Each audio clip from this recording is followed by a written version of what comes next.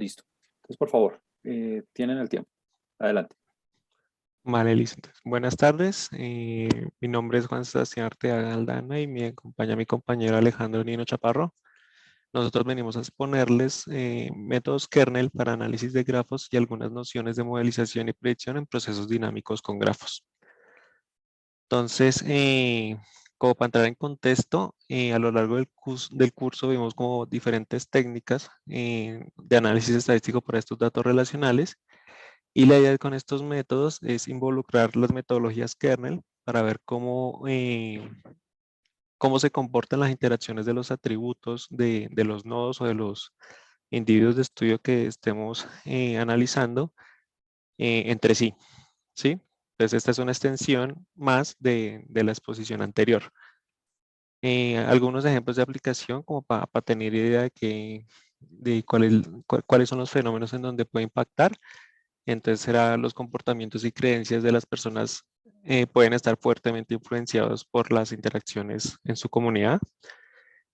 Por ejemplo, en los ordenadores, cuando un ordenador, un equipo, una máquina es infectado por un virus, es más probable que se infecte o presencie la característica del virus en sus com- eh, equipos o ordenadores cercanos. Otra vez, la concentración relativa de especies en un entorno puede variar con el tiempo como resultado de la naturaleza y de las relaciones que hay entre las especies.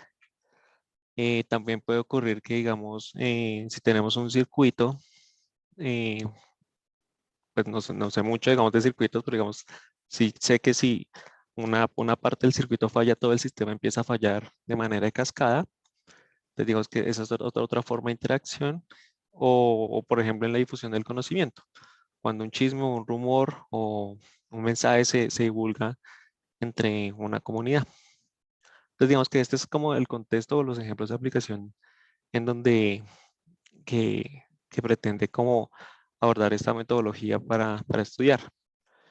¿Cuál va a ser la idea general o como qué estructura va a tener la red que vendríamos a estudiar? Eh, va a ser una red la cual va a tener unos atributos los cuales van a estar indexados por los vértices, o sea, cada vértice va a tener un atributo o puede ser una colección de atributos, los cuales representaremos como una variable, como variables aleatorias, una colección de variables aleatorias sobre el espacio de los vértices. Y digamos que los vértices van a ser quienes van a indexar. El objetivo es postular una estructura de dependencia entre estos atributos y los vértices usando una regresión kernel sobre los grafos. Hay que tener en cuenta que, digamos, estos métodos kernel eh, tienen la ventaja de que no necesariamente plantean una formulación que relacione de forma lineal, sino que es más abierta, es más generalizada. Entonces, a la hora de involucrar variables predictoras, o sea, se presume que esta influye en la variable de interés de una forma que no conocemos, pero que puede ayudarnos que vamos a estimar y nos puede ayudar a analizar el fenómeno que nos interesa. Y que, pues, la estrategia de regresión se realiza bajo una regresión penalizada. Se me olvidó mencionar que el proceso, el conjunto de variables aleatorias puede estar indexado bajo un espacio discreto o continuo. Entonces aquí los dejo con mi compañero para que continúe esta parte. Listo. Entonces, para esto, vamos a primero hablar sobre cómo se diseñan los kernels sobre grafos. Entonces, básicamente, la noción general que tenemos sobre un kernel es como una función que me va a producir una matriz de similitud. Esto quiere decir que el kernel básicamente nos va a decir, describir la similaridad que va a haber entre los vértices del grafo. Para esto, pues las variables predictoras son las que vamos a usar para generar este kernel. Entonces, la función kernel, que vamos a llamar k, satisface que entra, es una función que entran dos valores, i, j, que son los vértices, y va a retornar un valor real. Este kernel pues va a ser semidefinido positivo y lo vamos a definir, pues básicamente nos va a crear una matriz K, la cual es de M por M, que es el conjunto de vértices, pues del tamaño del número de vértices, y esta matriz K que vamos a implementar, que va a ser nuestro kernel, va a ser semidefinida. Eso quiere decir que básicamente para cualquier vector que yo tenga en RM, cuando lo multiplique por derecha la transpuesta y por izquierda el vector normal a esta matriz K, siempre va a tener, pues va a ser mayor o igual que cero.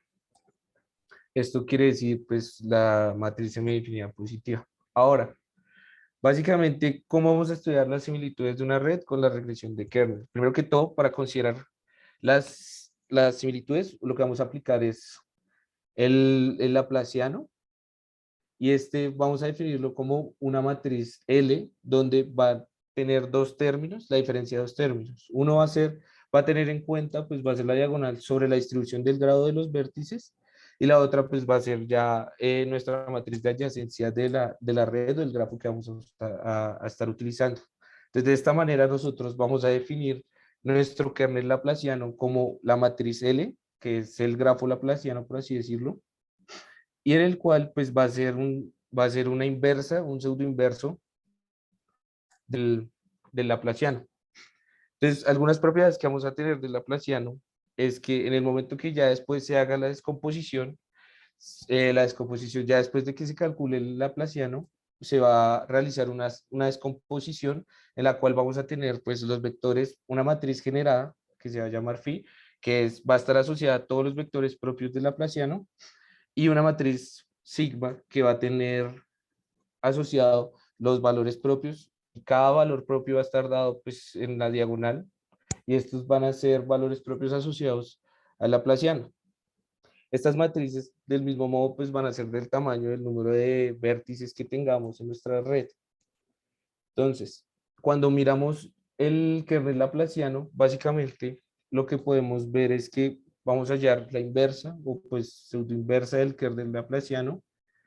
Y lo que vamos a tener en cuenta es que vamos a tener esta función, nuestro kernel L a la menos 1, que es el que vamos a implementar nosotros, pues va a ser el producto interno entre los vértices, porque el kernel se define como un producto interno, donde vamos a tener una f, que va a ser nuestra función f de regularización, y esta función f pues va a tener asociados los valores propios del laplaciano que tenemos.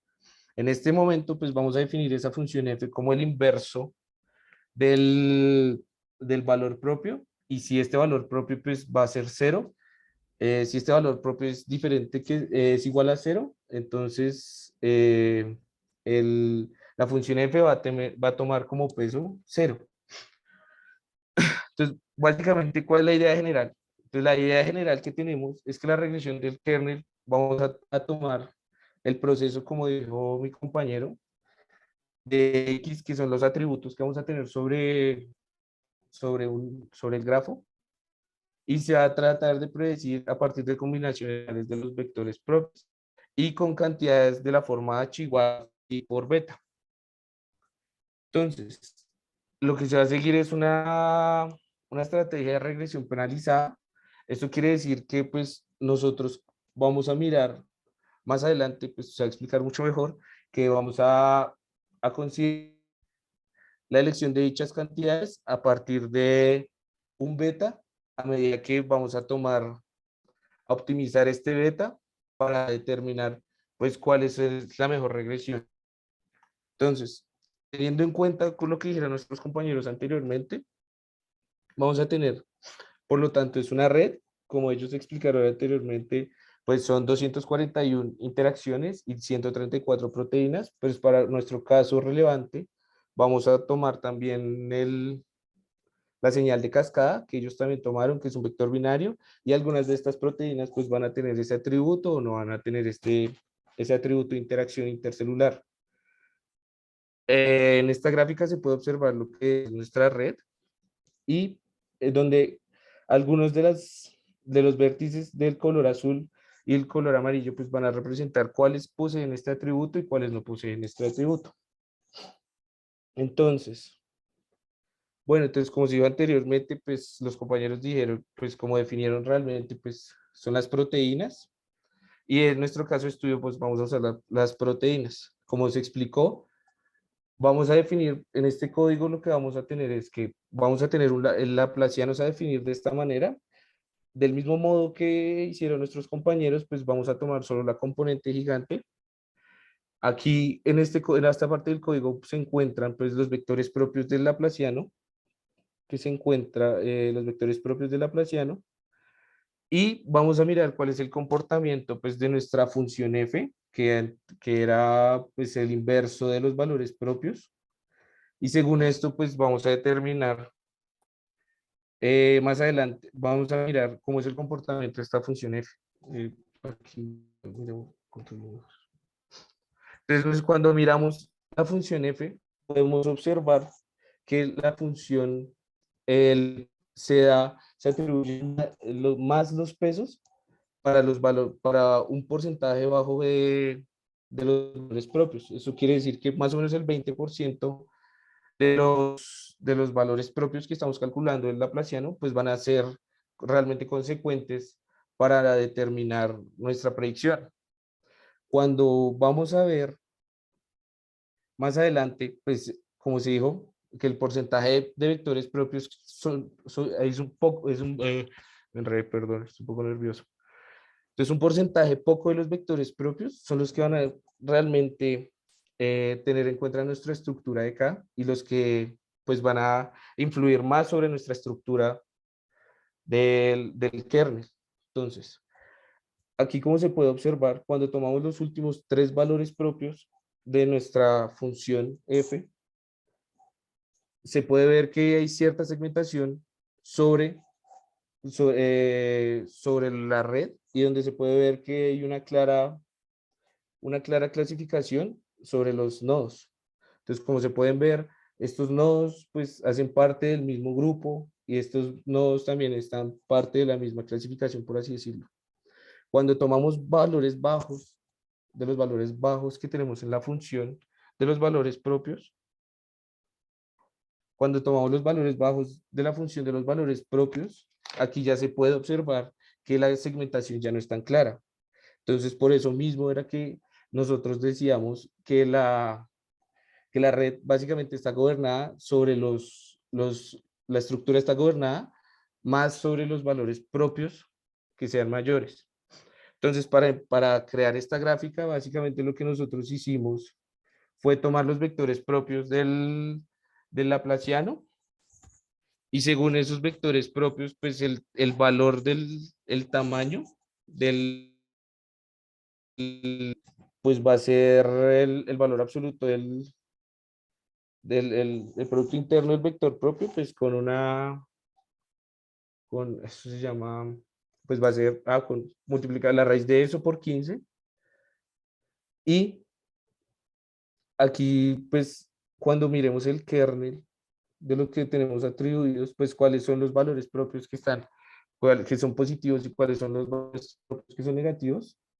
En azul son positivos y en rojo son negativos, que es la clara segmentación que pues había explicado anteriormente. Después, para nosotros implementar ya una regresión como tal sobre el grafo, pues vamos a usar la librería Kerlab, la cual pues del mismo modo tenemos vamos a implementar pues la matriz laplaciana. Se desconectó. No. Vamos a implementar pues la matriz laplaciana. Y como se explicó anteriormente, pues la matriz laplaciana va a tener en cuenta pues los vectores propios y va a ser el producto interno entre los vectores propios por la función de peso, que en este caso pues, es 1 sobre los valores propios. Un segundo. Ahora, Dale un poquito de zoom, por favor. ¿a dónde? En general. Ok, ya. Listo. Gracias. Entonces tenemos que hacer el kernel, pues el kernel laplaciano. Entonces, la función kernel, básicamente nosotros lo que hacemos es implementar el kernel laplaciano, que es el vector propio, el traspuesto del vector propio y la diagonal de los valores propios, el inverso de la diagonal de los valores propios. Y entonces ya con la librería kernel ya podemos implementar el kernel como si fuera una matriz y lo vamos a llamar en este caso K1. Entonces para nuestro ejemplo pues también tenemos que la información de los genes pues también puede estar dado por variables exógenas, como explicaban anteriormente nuestros grupos, el otro grupo. Y esto también se puede codificar pues a partir de el kernel, cómo se define a partir de productos internos. Vamos a tener que la implementación de esta variable exógena va a ser un producto interno de los genes, de estas variables exógenas, y esta función K2 básicamente lo que está diciendo es que tenemos que implementar los kernels como si fuera una suma convexa de cada uno de los kernels. El kernel nuevo que vamos a mirar, pues teniendo en cuenta la variable exógena y el teniendo en cuenta el laplaciano, pues va a ser la suma convexa de estos dos. Entonces, ahora el planteamiento para el modelo de regresión del kernel, como se dijo anteriormente, pues vamos a tener una red, un grafo, y a esto se le van a tener unos atributos X. Entonces, desde el objetivo de este, pues va a ser encontrar un mapa H que me permita proyectar los vectores sobre valores reales. Entonces, la mejor manera que vamos a encontrar, pues, un valor óptimo para ese H es tomar el kernel, se le va a hacer una descomposición de los vectores propios que tenemos el phi, y ese delta pues, va a estar dentro de la descomposición, y vamos a tratar de optimizar el valor, el mejor valor para H, tal que, tal que tengamos, tal que tenga esta restricción, en la cual pues vamos a tomar la matriz delta, y ese valor que tenemos cuando hagamos el producto, tiene que ser finito. Entonces, como buscamos es optimizar, vamos a tener una función vamos a tener una función de optimización, y lo que vamos a tratar es estimar el valor h. ¿Sí? Entonces, la función de optimización vamos a tratar de encontrar, pues, la función, vamos a tratar de minimizar esta función, en el cual, pues, esto nos da la penalización, y esta es la función c, que en este caso, como son regresiones binarias, pues una función de pérdida estándar que se utiliza pues en modelos de machine learning para kernels, para este tipo de kernels. Básicamente, esta estrategia de estimación pues va a tener en cuenta 4 cosas, y es que las columnas de phi pues de nuestra función de Laplaciano va a ser nuestro predictor, va a tomar el valor del predictor, y las variables de respuesta de los elementos observados pues van a estar dados por nuestras observaciones X, por nuestros atributos X a los vértices. La pérdida pues va a estar capturada, pues que estimula la bondad de ajuste, va a ser pues nuestra función C, que es la regresión con variables binarias que tenemos acá, que es la que, dado que es esta, pérdida estándar. Y este término beta, este producto interno, el producto de beta con delta, va a tener sentido en el que los vectores propios con valores propios pequeños, pues van a penalizar cuando tenga valores propios más grandes. Entonces, lo que va a hacer es que se van a atribuir a medida que sean los vectores propios pequeños, van a tener una mayor penalización que los otros. Ahora, en el momento de aplicar, pues para nuestro caso, se usó pues del mismo modo se usó la librería kernel, y se definió del mismo modo pues está inestable. Bueno, el kernel laplaciano, donde la función de peso va a ser inverso de los valores propios. Ahora lo que vamos a tener en cuenta es que los atributos, como explicaron anteriormente, pues van a ser estos atributos X, que es nuestra señalización, que era lo que explicaban en el grupo anterior. Y aquí vamos a ver que vamos a aplicar el kernel, pues el kernel laplaciano sobre estos atributos con esta función KSVM. En el momento que aplicamos esta función, pues ya vamos a tener por acá. Ya. Listo. Entonces después ya pues ya se hace, ya se codificó la información separada, y vamos a mirar pues cuál es el error, la tasa de error dado este kernel ya laplaciano, según pues comparado con el modelo que explicaron ellos anteriormente. Entonces, como se puede observar, pues la tasa de error ya disminuye, y la tasa de error pues va a ser del 11%. Cuando miramos la predicción de este modelo, pues de aquellas proteínas que tienen este atributo de la señal, podemos observar que solo 3 de 8 de las proteínas de interés pues van a ser predecidas realmente. Entonces, del mismo modo, lo que vamos a hacer es pues mirar cómo se transforma, vamos a mirarlo con variables exógenas y como se explicó anteriormente, pues va a ser la aplicación básica de dos kernels, que es la suma convexa de estos dos kernels, que es el de Laplaciano, y el otro kernel que ya pues depende de las variables exógenas. Del mismo modo lo aplicamos sobre los mismos atributos X y miramos que el error, la tasa de error también va a disminuir. Sin embargo, a pesar de que la tasa de error también disminuye, pues la precisión va a disminuir también considerablemente, porque vamos a tener que de los valores que tratamos de predecir de 8, pues solo uno va a decir realmente cuál es. Va a tenerlo, pues va a predecirlo de forma positiva. Entonces, como dijimos para el ejemplo 2, pues se usó de que el peso sea de 0.5 sobre el kernel laplaciano y de 0.5 sobre las variables exógenas. También podríamos mirar un nuevo kernel al cual ya se puede dar la información bajo codificada ya con una suma convexa. Pues básicamente lo que nosotros hicimos fue implementar distintas simulaciones que dependan del alfa y vamos a tomar el atributo alfa, que es la suma convexa, vamos a tomarlos pasos desde 0.25 hasta 1, porque alfa va desde 0 hasta 1, ya que es una suma convexa, y vamos a mirar cómo es el comportamiento según el alfa, pues cuál es cómo mejora o cómo cambia nuestra tasa de error y también cómo cambia pues, la precisión que tengamos. Entonces aquí es un for para hacer la implementación de los distintos alfas para darle peso a cada uno de los modelos. Entonces básicamente lo que se encontró pues es que a medida que yo le doy más relevancia o según el alfa pues le doy más peso al kernel laplaciano, el, el, el error del modelo va a disminuir. Sin embargo, las variables exógenas parece que no determinarán bien, parece que no influyeran muy bien sobre el modelo, ya que en el momento en que vamos quitándole peso al kernel de las variables exógenas sobre el modelo, se puede ver que la precisión va a ir aumentando. Y esto pues es con la función de regularización de 1 sobre lambda, 1 sobre gamma, que es 1 sobre los valores propios.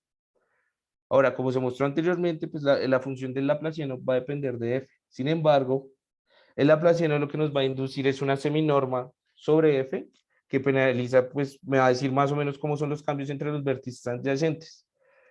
Se encontró un artículo de Smola que dice que ellos usaron para el kernel laplaciano sobre grafos, usaron 3 funciones para la regularización, y entonces estas 3 funciones fueron el laplaciano regularizado, que es 1 sobre, pues, 1 sobre el valor propio más 1, el inverso no, el proceso, eso está al revés, el proceso de difusión, que va a ser la exponencial negativa del valor propio y el coseno. Uy, sí, el tiempo.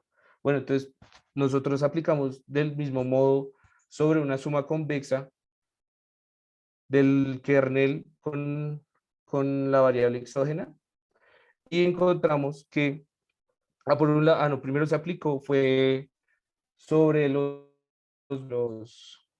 sin las variables exógenas y se puede encontrar que el error va a aumentar un poco, pero ya la precisión va a ser 6 de 8 de los valores que predice para el modelo de Laplaciano regularizado normal. Cuando miramos el difusión, pues el error va a disminuir. Sin embargo, pues ya la predicción va a ser de 5 de 8. Y cuando miramos ya el de coseno, ya el error aumenta mucho más y ya va a ser del 37%.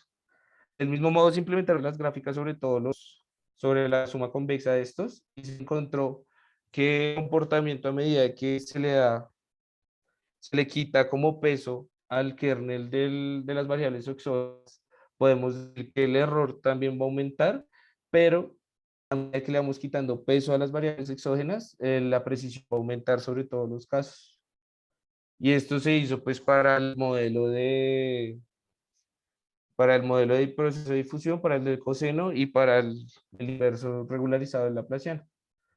Sin embargo, como estamos de tiempo, yo creo que pasemos al otro, al siguiente modelamiento, que era mi compañero. Listo, entonces esta sección ya es más como para dar una ilustración y introducir un poco cuando eh, el atributo que se está estudiando no, no depende solamente de un tiempo como de valores discretos, sino ya tiempo continuo. Entonces, aquí se va a hacer como una comparación cuando se utilizan, en el caso de la epidemiología, cuando se está estudiando cómo se expande una epidemia, o bueno, ahorita con el COVID, la pandemia, por ejemplo, eh, el número de personas que son infectadas, el número de personas que son susceptibles a ser infectadas y el número de personas que se recuperan. Entonces, esto va a ser un contraste como entre lo que se suele analizar en procesos estocásticos y cómo podría ser una perspectiva desde redes. Entonces, para empezar, em, como a manera de ejemplo, como reitero, consideraremos n+1 elementos, una población de n+1 elementos, de tal forma que se puedan desagregar de la siguiente forma, que hay un número aleatorio NSDT de elementos susceptibles de ser infectados, hay un número aleatorio de NIDT, elementos a ser infectados o que son infecciosos, y NRDT, elementos que se recuperaron y son inmunes, o alternativamente de que no sobrevivieron. Entonces, eh, para cada uno de estos, comenzando con un caso infeccioso y N susceptibles, o sea que la población está, que apenas hay una persona contagiada y N personas expuestas, vamos a ver cómo sería la medida de probabilidad sobre estos procesos. Entonces, consideraremos que, por ejemplo, para la primera ecuación, si miramos que el número de personas susceptibles eh, que sea igual a S-1, o sea, la cantidad de personas menos una, y que el número de personas infecciosas sea la cantidad de personas infecciosas y más uno, notemos ahí que se reduce una persona expuesta y se suma una infecciosa, dado que había tanta población expuesta y tanta población infectada, esto es aproximadamente proporcional a un coeficiente beta por el número de personas expuestas y por el número de personas infecciosas por un delta t, que es delta t viene a ser el cambio infinitesimal en el tiempo. De igual manera, para el segundo caso, eh, el caso contrario, suponiendo que hay S personas infecciosas y que de las infecciosas, menos uno, o sea que una se recuperó, dado que hay S personas infecciosas e infectadas, esto va a ser aproximadamente proporcional a un coeficiente gamma por el número de personas infecciosas y delta t. Y por último, para completar como la medida, que para que haya tantas susceptibles y tantas infecciosas, da tantas susceptibles y e infecciosas, pues es uno menos la suma de las dos anteriores. Entonces digamos que si se ejecuta el álgebra, pues ahí podremos verlo. No se hace ecuación para la parte de las personas que recuperaron o que no sobrevivieron, pues porque como estamos sujetos a la restricción de que la población es cerrada a n+1 elementos, pues eh, por eso se quedan en este planteamiento. Hay que tener en cuenta que como entre parte de los supuestos es que de este planteamiento, este modelo, es que se supone que la población es homogénea y bien mezclada, promoviendo así que cualquier par de miembros de la población tienen la misma probabilidad de interactuar entre sí. Por consiguiente, ya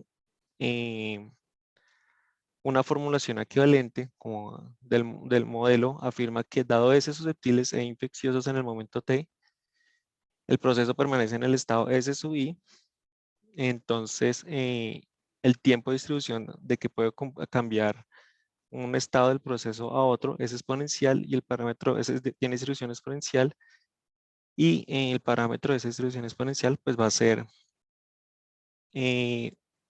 pues la tasa va a ser beta de S más delta todo en factor por I y por consiguiente para las otras ecuaciones se generarían las tasas que presentamos ahí a continuación. Si porfa Alejandro la señala.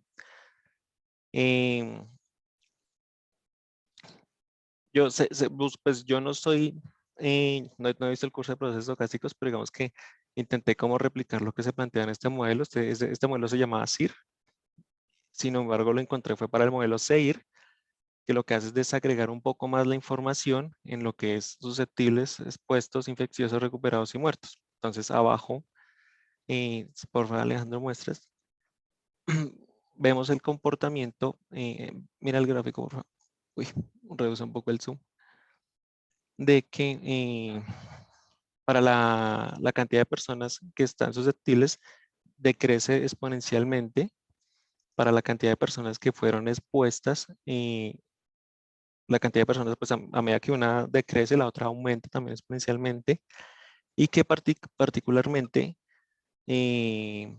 para los picos del número de personas infecciosas y, bueno, aquí no alcanza a ver ya el color, creo que recuperadas, pues llegó como, ese fue como el modelamiento en el caso de la epidemia ahí que se simuló.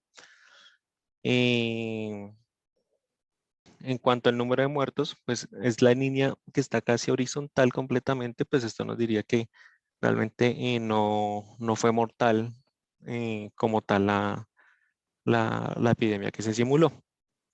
Entonces, ¿cuál es, digamos que la falencia con respecto a lo que se puede de pronto aprovechar en teoría de grafos? Es que es donde dicen que la población es homogénea y bien mezclada, diciendo que cualquier par de individuos puede interactuar entre sí con la misma probabilidad, lo cual no necesariamente es cierto. O sea, no es lo mismo que yo de pronto, que de pronto Alejandro pueda interactuar con mi vecino. O sea, la probabilidad que él interactúe con mi vecino sea la misma probabilidad de la que yo interactúe con mi vecino, ¿sí?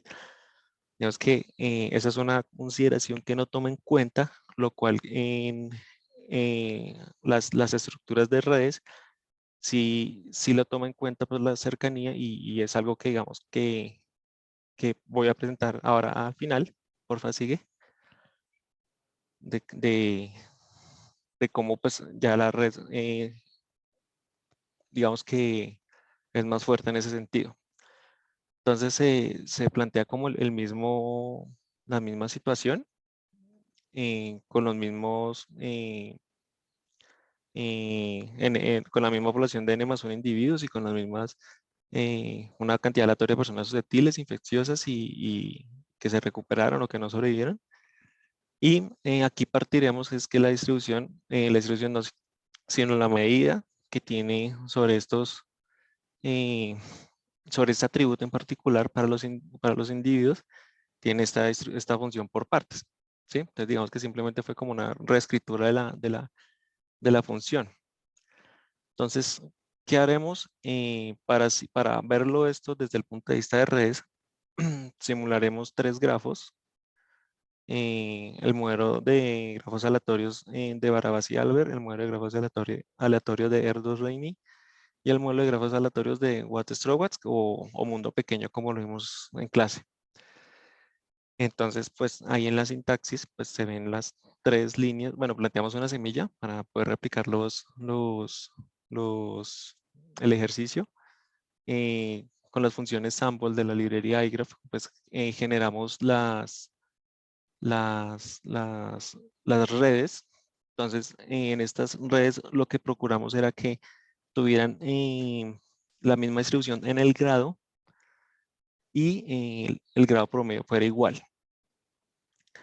Y fijando pues ya una tasa de infección del 0.5 y una tasa de recuperación en gamma de igual a 1 y tuvimos una cantidad de simulaciones de 100. Estos fueron los parámetros y iGraph tiene una función, se llama SIR, la cual permite simular epidemias en redes bajo los parámetros que pues ya les indicamos anteriormente, con lo cual si quieres baja o para visualizar el gráfico, lo que hicimos fue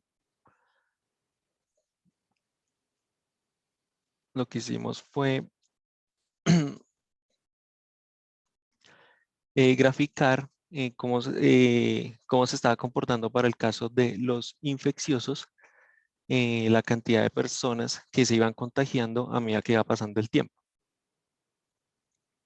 Entonces, para el primero, bueno, digamos que aquí a simple vista no se logra, o sea, vemos el gráfico de la línea azul gruesa corresponde a la mediana de todas las simulaciones.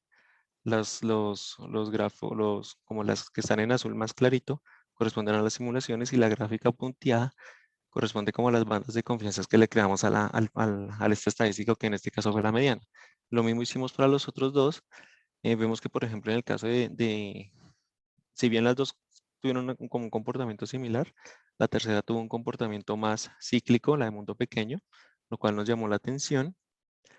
Y pues, no sé si fue por la semilla, pero aparentemente pues, tuvimos este resultado con esta semilla.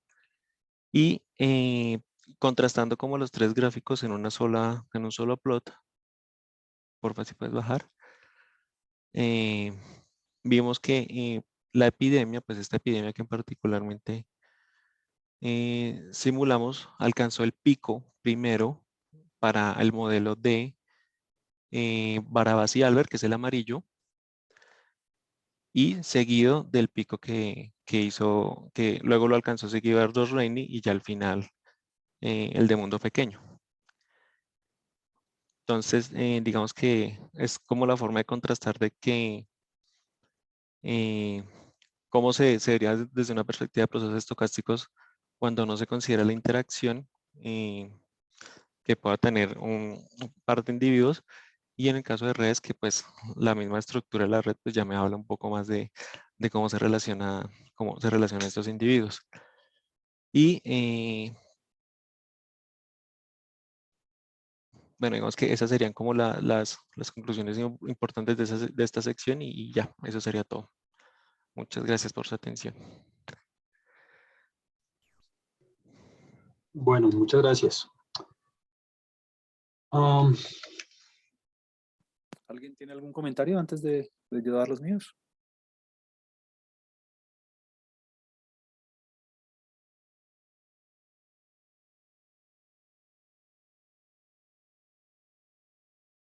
Bueno, digamos que el comentario más importante va ligado a cómo ustedes deben, yo sé que puede ser difícil, pero cómo uno debe diferenciar entre qué presentar y qué no para poder, número uno, hacer el tema más entendible y, digamos, más fácil de presentar por varias cuestiones, por cuestiones tanto de tiempo como pedagógicas. Ahora, ahorita estamos en una circunstancia muy atípica donde, pues, debido a la pandemia, tenemos que hacer todas estas presentaciones eh, vía Zoom. Ah, pero en un caso, digamos, más real, ustedes no van a tener como ese tipo de interacción, así que van a tener que preparar como un material mucho más conciso y mucho más al grano por medio de unas diapositivas. Y es más, en muchas otras ocasiones, cuando ustedes estén en el mundo de la consultoría o digamos en el mundo de incluso de la investigación, cuando estén en algún tipo de simposio o alguna cosa, ustedes tienen el tiempo muy reducido. Entonces, saber elegir qué partes y qué puntos escribir en el material de apoyo y eso es muy importante. Ahora, no estoy diciendo que este material de apoyo que ustedes estén usando esté mal, no. De hecho, tiene muchos detalles que a veces eh, para efectos de la clase son buenos, pues porque estamos aprendiendo, pero para efectos de una presentación pueden generar, digamos, no ruido, pero sí dificultar la presentación en términos de la cantidad de cosas que tienen que hablar. Eso. Ahora, em, quiero resaltar que este tipo de ejercicios es muy importante para su vida profesional porque es lo que los va a preparar para el mundo real y donde ustedes tienen que vender su trabajo y tienen que defender su trabajo. Entonces, como que ustedes tengan esta experiencia entre nosotros es muy bueno. Bueno, mm, subamos por favor al comienzo de la presentación.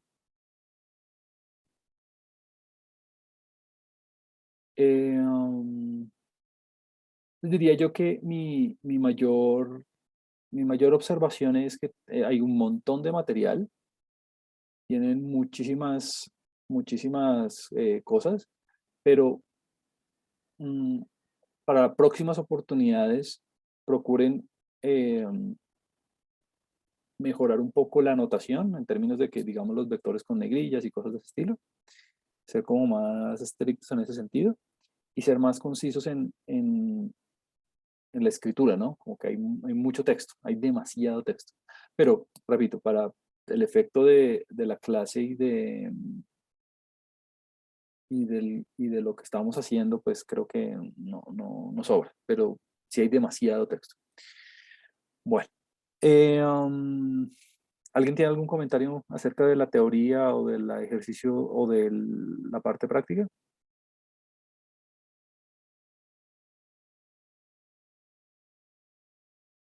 Listo, entonces vamos a hacer lo siguiente.